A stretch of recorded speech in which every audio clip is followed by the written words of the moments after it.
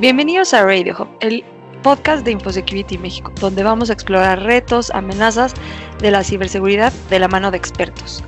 Y en este episodio vamos a estar platicando de máquinas hackeadas y cómo los cibercriminales pueden tomar el control. Imagina esto.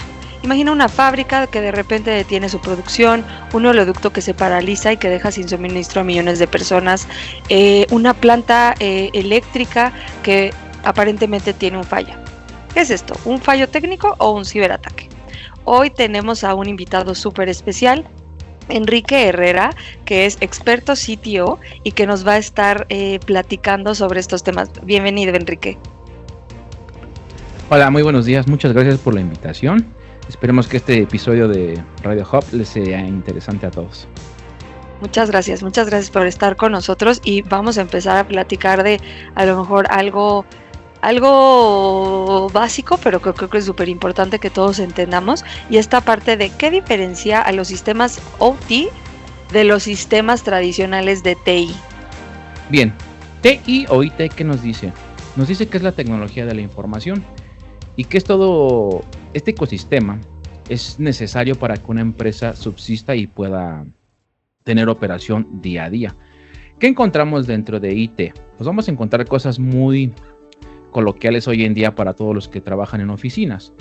Comprende todo un ecosistema dentro de bases de datos, hay un CRM, puede haber un RP, puede haber un RDP, todo lo que tiene que ver con gestión de correos electrónicos, la comunicación por la cual nosotros hoy en día estamos grabando este podcast, que es Teams. IT es todo ese ecosistema que permite tener una gestión y control de una empresa.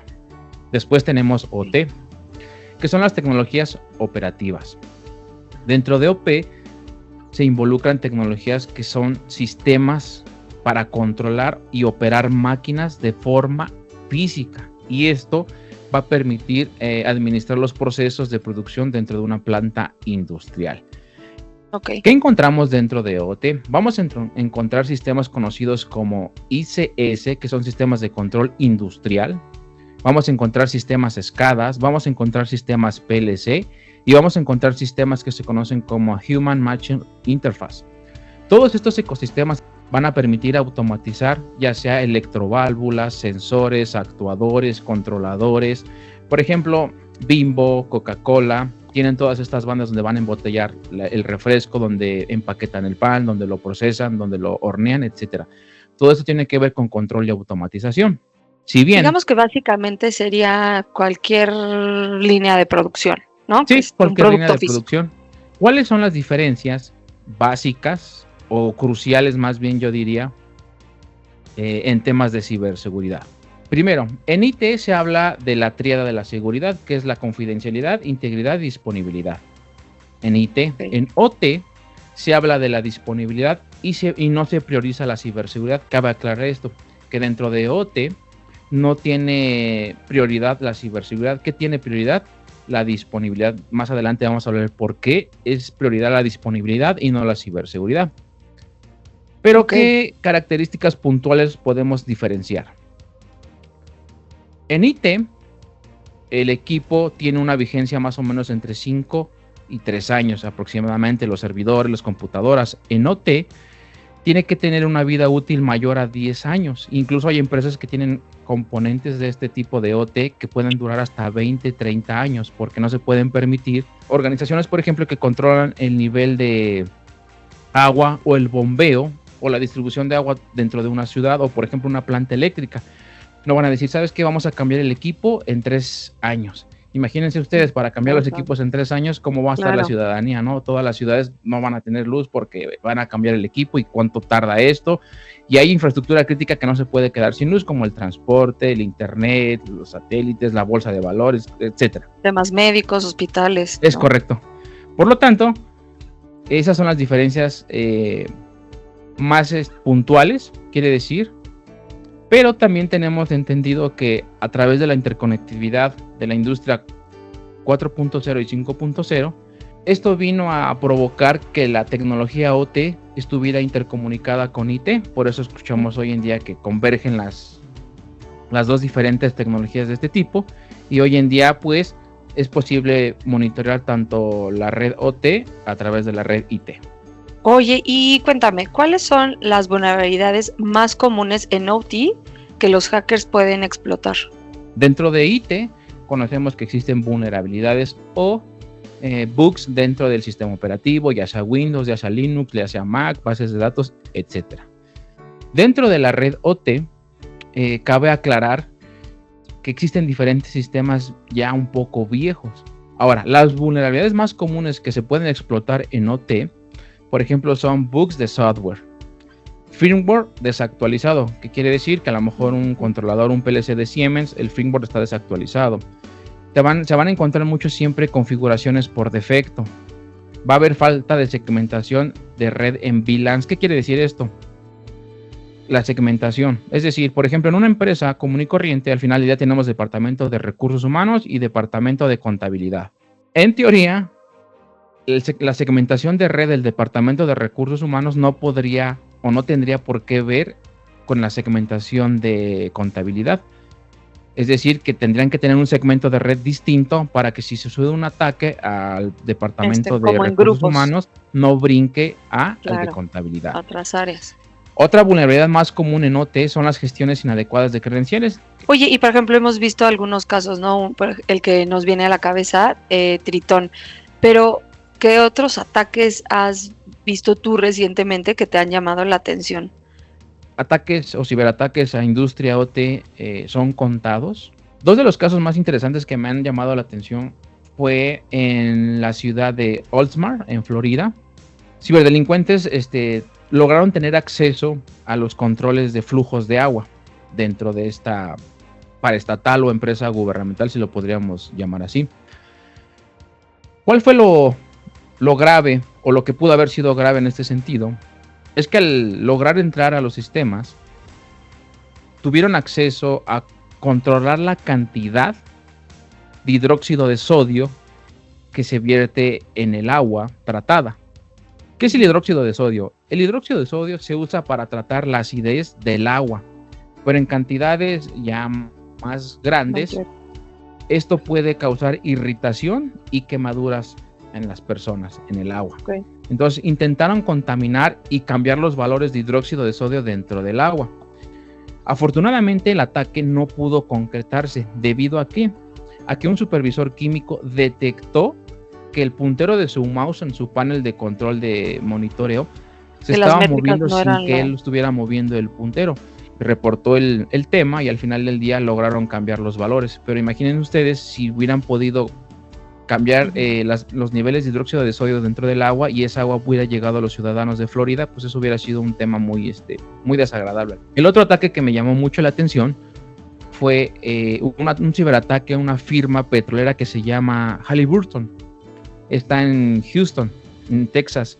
Esta empresa provee servicios a empresas que trabajan con hidrocarburos o con gas, que tiene que ver este ciberataque con la red OT.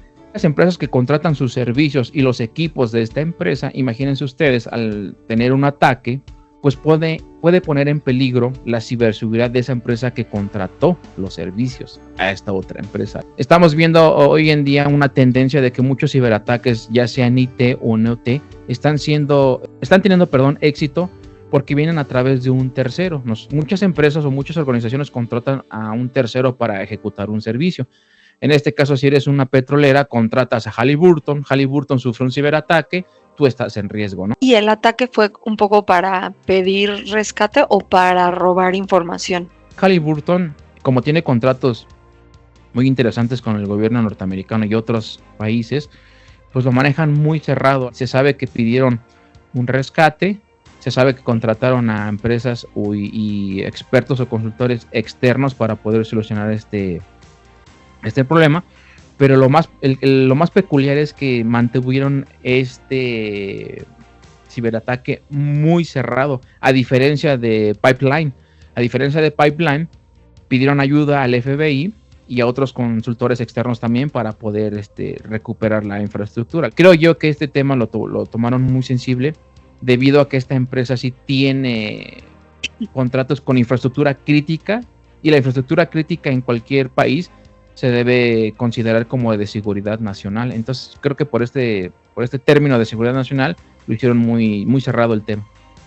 Pues bueno, ¿no? Vimos el caso a inicios de año del apagón de Chile, pero ahí tú, ¿qué opinas?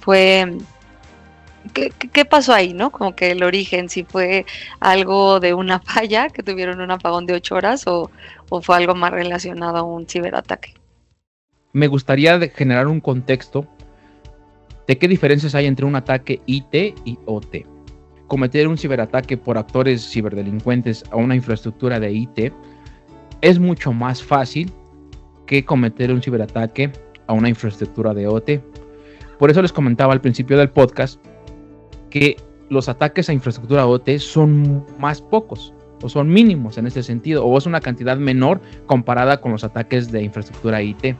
Para un ataque en redes OT se necesita tener el equipo físicamente para poder investigarlo, analizarlo y desarrollar el software. Que esto tiene un costo muy alto. Cuando encuentras una vulnerabilidad o quieres comprometer un equipo de Windows, pues simplemente montas una máquina virtual con un Windows 10 y pruebas tu malware, prueba y error al final del día. Sí. Eso es un costo menor a comparación de comprar un centrifugador y tenerlo físicamente ahí para poder hacer las pruebas de malware. Debido a esto, los ataques a redes OT son menores porque implican un gasto económicamente muy alto. No hay evidencias todavía concretas de la actividad cibernética en el tema de Chile y las autoridades han descartado un ciberataque. Las autoridades, hay expertos que han evaluado o han hecho hipótesis en el sentido de que posiblemente sí puede ser un ciberataque. Es un tema un poco ambiguo. ¿Cómo vamos a poder saber la verdad? Pues pasado el tiempo, ¿no? Pasado el tiempo vamos a saber si el gobierno mintió o no mintió. Y solamente el tiempo nos dirá si realmente fue un ataque adrede o simplemente fue una falla en los generadores o en la infraestructura de la empresa ISA en Interchile. Ok, y parecido, ¿no? Como a lo que pasó en Colonial Pipeline, que fue algo que afectó a una nación completa. Ahí, ¿tú qué dirías que se aprendió de eso, no? Hay ataques que pues dejan muy corto una película de ciencia ficción, ¿no? Pero para el tema de Pipeline, creo yo que dejó dos enseñanzas muy importantes. Uno para la parte cívica, la sociedad, que nos enseñó que a través de un ciberataque que compromete la infraestructura de administración de flujos o de hidrocarburos en ese sentido, pues empezó a haber escasez de combustible en las gasolineras. Empezó a haber un tema de pánico, compras de pánico también al final del día, filas excesivas para formarse y cargar gasolina en este sentido en la parte cívica. Podemos ver que puede paralizar un estado completo en este sentido, un ataque de OT, ¿no? O sea, eso es un aprendizaje que debemos de tener muy en cuenta. Claro. Ahora, ¿qué aprendizajes dejó en temas de tecnología o de ciberseguridad? Todo mundo cree que cuando se ataca una red OT, el principal vector es comprometer la red IT. Una vez que comprometen la red IT, de ahí pueden brincar o pivotear, que se le llama, a la red OT para después comprometerla. Esto quedó desmitificado en este sentido y también nos dejó una enseñanza muy importante, que las redes OT se deben monitorear y que la microsegmentación en redes se debe aplicar más. Una vez más, vamos a escuchar mucho el tema de microsegmentación. ¿Qué quiere decir esto? Que la red debe haber, dentro de una red corporativa, tanto IT como no OT, debe haber segmentación de red. ¿Qué quiere decir? Que el segmento de red del departamento de recursos humanos debe ser diferente al departamento de contabilidad, al departamento de community manager o al departamento de operaciones, etcétera. ¿Por qué? Porque de esta forma lo que hacemos en seguridad es que si comprometen la red, por ejemplo, del departamento de recursos humanos, como es un segmento diferente, el malware no va a poder brincar en ese sentido o no va a poder ver la red de los demás departamentos. En red OT debe ser de esta forma.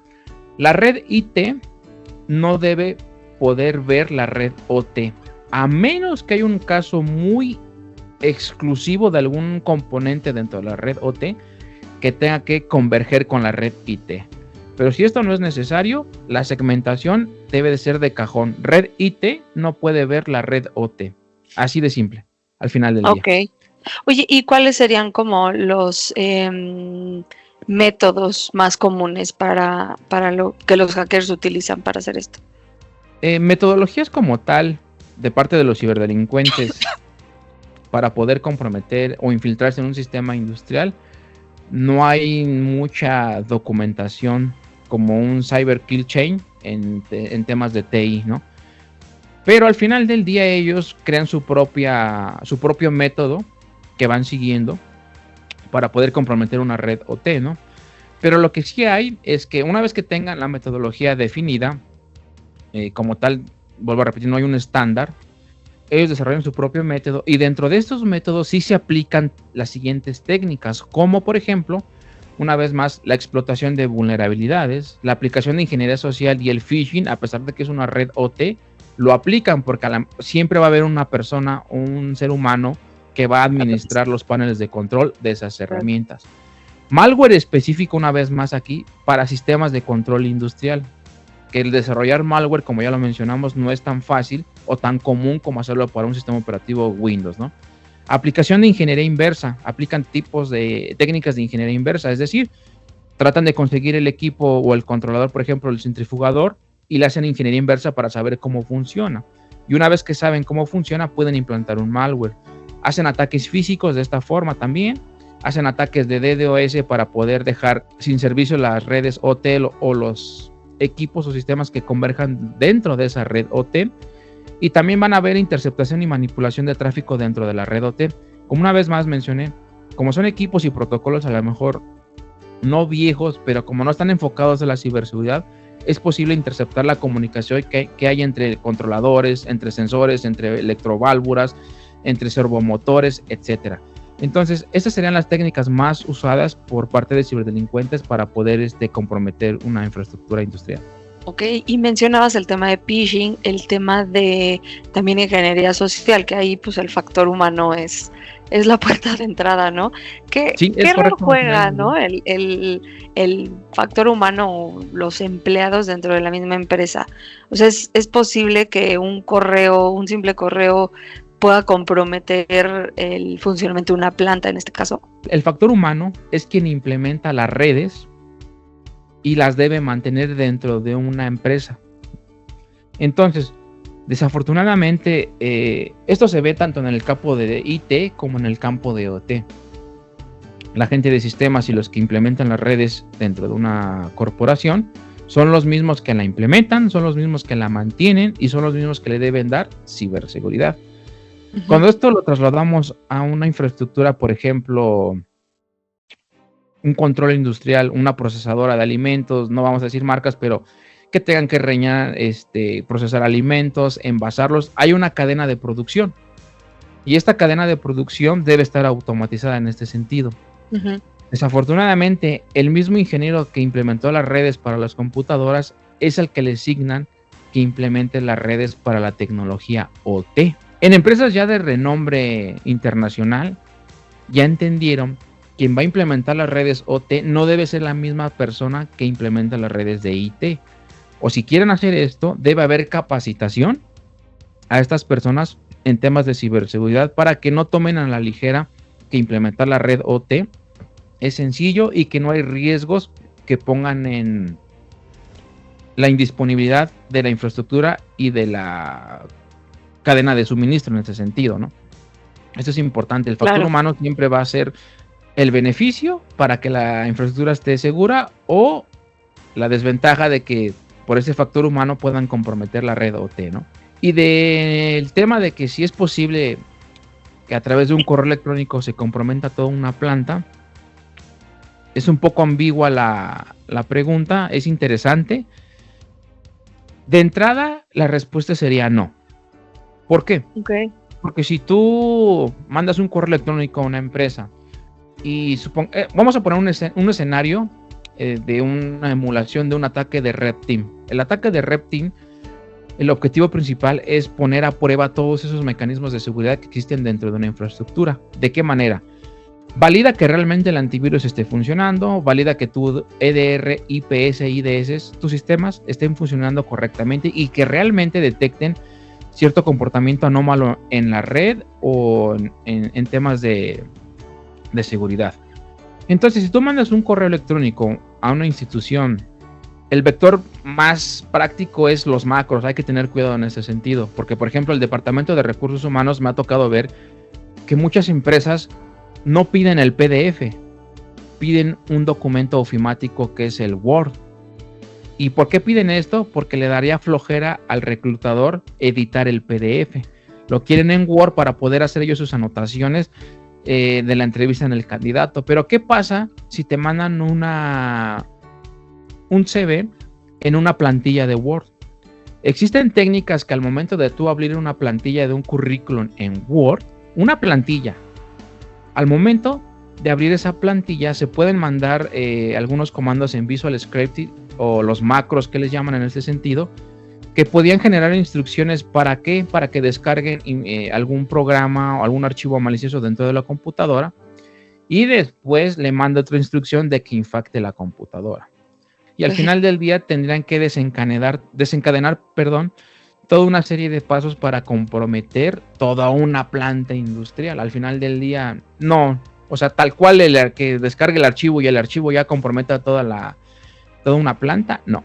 Lo que sí se podría hacer es que descarguen un archivo, ese archivo sea el primer vector de entrada y ese vector de entrada comprometa la computadora, y de ahí hay una serie, se le conoce hoy como en día operaciones cibernéticas. Haya toda una operación cibernética para poder comprometer ahora sí toda la planta. Por eso es que hoy en día existen infinidad de soluciones para analizar los archivos antes de que lleguen en un sandbox, antes de que llegue al correo corporativo. Muchas políticas de ciberseguridad en las empresas tienen prohibido a lo mejor ejecutar macros, o a lo mejor ejecutar un macro siempre y cuando esté firmado por la empresa, pero al final del día los ciberdelincuentes siempre van a encontrar ese vector de inicialización que se le llama para que sea el vector de entrada a un ciberataque al final del día. Ok, y bueno, pensando ahorita que en temas de ciberseguridad, sobre todo en la industria, que como platicabas al principio, pues ya empiezan a conectarse, ¿no? Lo que es OT con IT y el tema de IoT con Internet of Things, todo esto,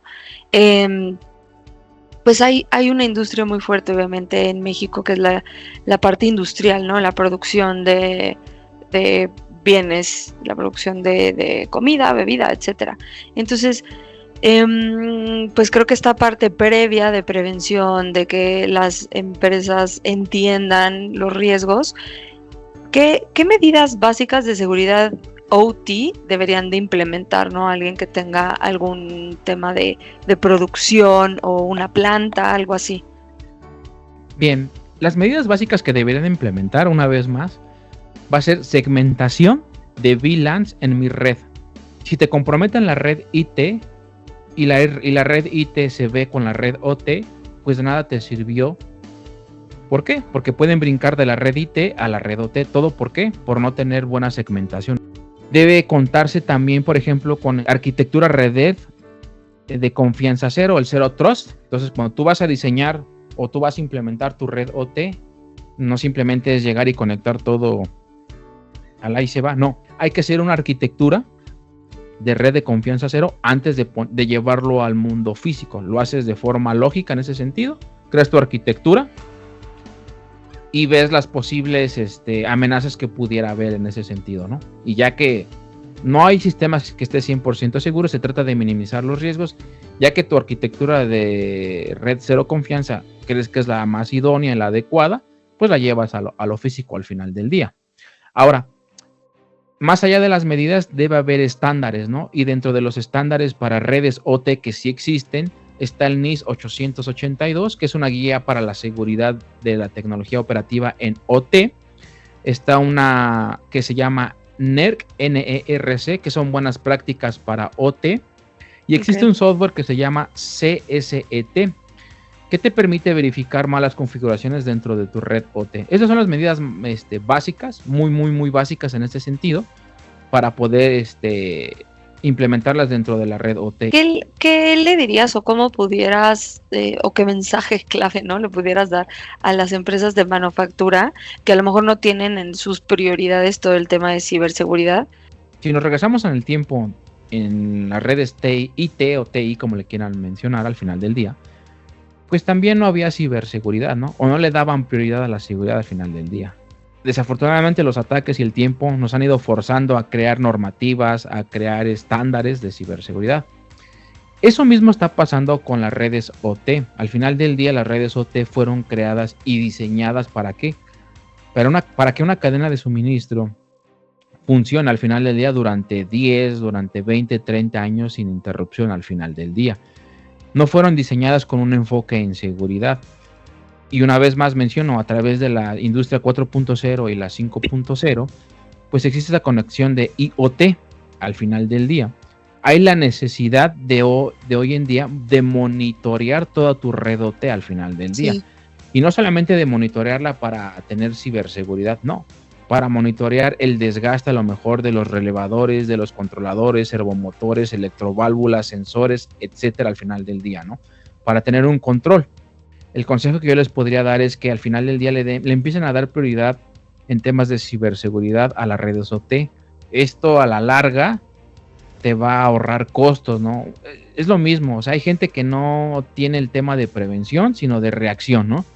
Entonces la reacción te sale más cara en un ataque de ransomware porque las empresas te cobran por hora en una respuesta a incidentes. Es lo mismo para una red OT, ¿no? Estás comprometido, vas a tener que traer expertos, te va a salir más caro la factura de la respuesta a incidentes a que tú hayas tenido un plan de ciberseguridad y una respuesta a incidentes propia y que implementes la seguridad en las redes OT. Claro, un poco entender, ¿no? Cuánto valdría de tener tu operación, a lo mejor 8, 16 horas o más tiempo, más días.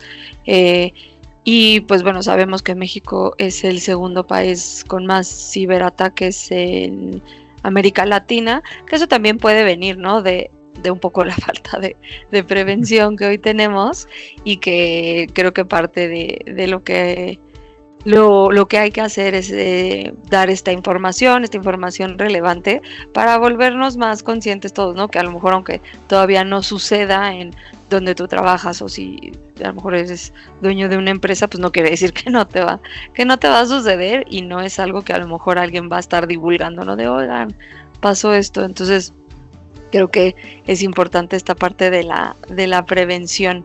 Pues muchísimas gracias, Enrique, por esta plática. No sé si quieras cerrar con algún mensaje final para quienes nos estén escuchando. Simplemente darte las gracias, Carolina, por la oportunidad en este espacio. Tengo entendido que los episodios de Radio Hub van a estar de manera más frecuente. Todos los que nos escucharon en esta pequeña cápsula de podcast, pues hacerle la invitación que sigan los episodios de Radio Hub. Al final del día se estarán tratando temas diferentes en temas de ciberseguridad.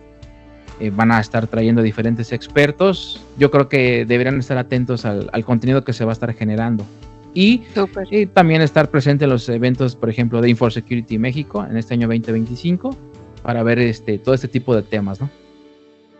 Muchas gracias, Enrique. Correcto. Radio Hub es un podcast mensual que vamos a estar de la mano de expertos en ciberseguridad y seguridad de la información platicando de todos estos temas y vamos a tener un pabellón en Expo Seguridad México para hacer esta conexión con los temas industriales, con los temas también de reconocimiento facial, seguridad perimetral y todo esto que hoy pues ya, como dices, ¿no? Ya no es simplemente el tema físico, ya se están conectando y que es súper importante que todos conozcamos y que todos tengamos esta información o por lo menos estemos conscientes y sepamos con quién acudir, ¿no?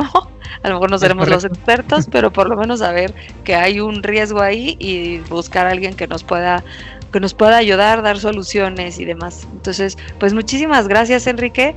Nos vemos en el siguiente Radio Hub de InfoSecurity México.